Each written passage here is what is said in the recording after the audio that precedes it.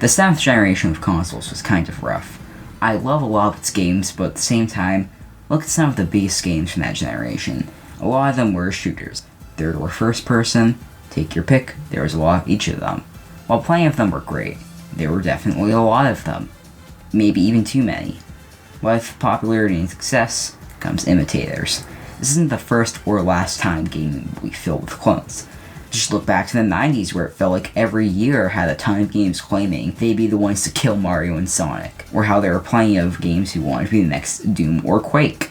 Speaking of Doom and Quake, a certain studio who helped work on Doom and Quake would become one of the main studios to publish their big FPS that blow everyone's mind to be the next Halo killer, and their name is Splash Damage. They were founded in 2001 and helped work on multiplayer maps for Return to Castle Wolfenstein and Doom 3.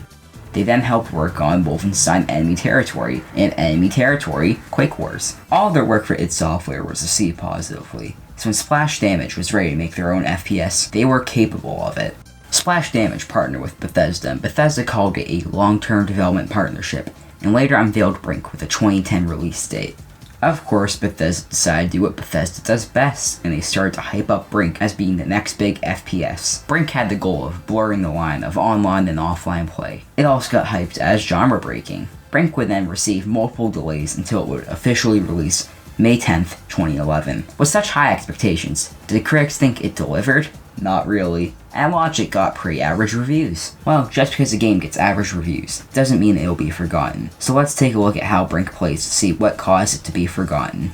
Brink is a first-person shooter focused on team gameplay. What makes it unique is that you play in teams and it feels like a multiplayer match, which is pretty cool and unique until you realize what that feels like, which brings me to my first reason I think Brink was forgotten. The gameplay was advertised and talked about as being this new idea, but in reality, it's not. Brink plays out as just being multiplayer but bots, only unless for some godforsaken reason, get your friends to play this game with you. Does the idea of playing multiplayer and single player with bots sound familiar? Well, that's because a lot of games allow you to do that.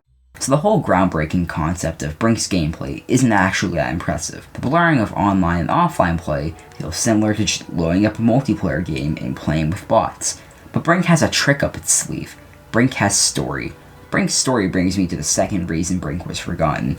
The story isn't that special. What is Brink's story? Well, let me run you through the basic information that you need to know. Spoiler warning. A city called the Ark was built as an experiment designed to support 5,000 people. Eventually, Earth's seas rose for unexplained reasons. The Ark is moved and becomes a safe place. People start to move in. Now, the Ark has a population of 45,000 people. Obviously, resources start to run thin, and the working class, known as the Resistance, begins to rise against the security of the Ark. This plot kind of feels like Song That Splash Damage, right? How Karl Marx said that the basis of all history is class struggle and said, we can make a game out of that. So they did. The whole unique and interesting aspect of this plot line is supposed to be how, depending on each faction you choose, you see the other one differently. You play as the Resistance, you see the security as evil, or you play as the security, you see the Resistance as terrorists. The problem is that the game gives you not a lot of reason to care at the start. If a game doesn't grab the player's attention at the start, you can kind of expect that they may stop playing. If people stop playing, then they're not going to remember it that much.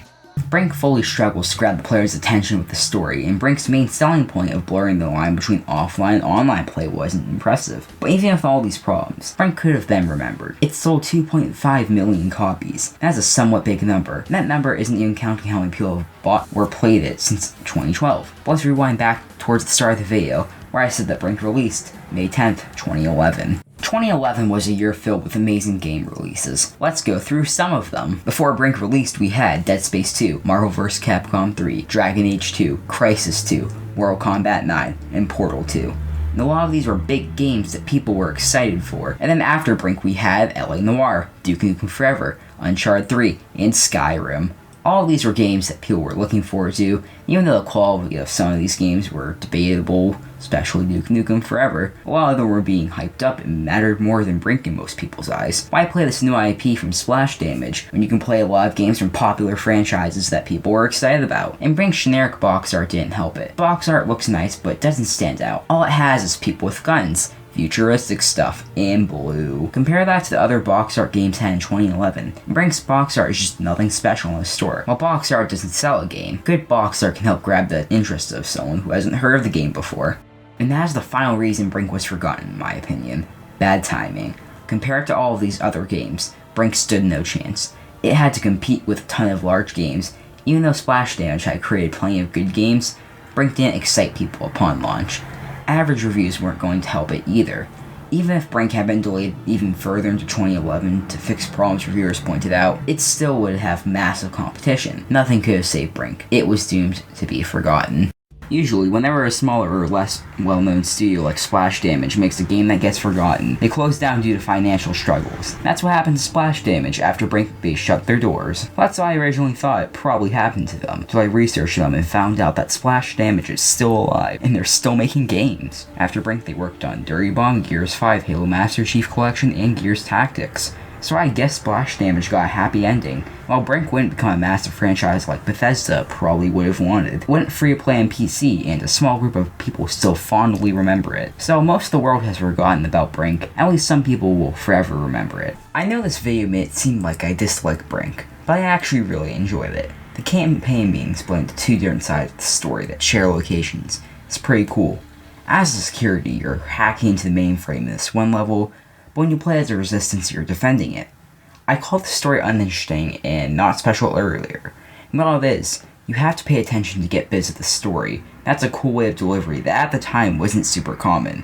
The aesthetic of the game is also pretty nice. It's futuristic, but it's not a clean futuristic utopia like some games. While the way the gameplay is set up is nothing special, it is a ton of fun. Considering the game is now free to play, I recommend you try it. I'd love to see Splash Damage retry Brink with either a reboot, sequel, or a spiritual successor. The concept of Brink has a lot of potential. I think they just need to make the story more interesting and market it better, which is obviously way harder than to just say that.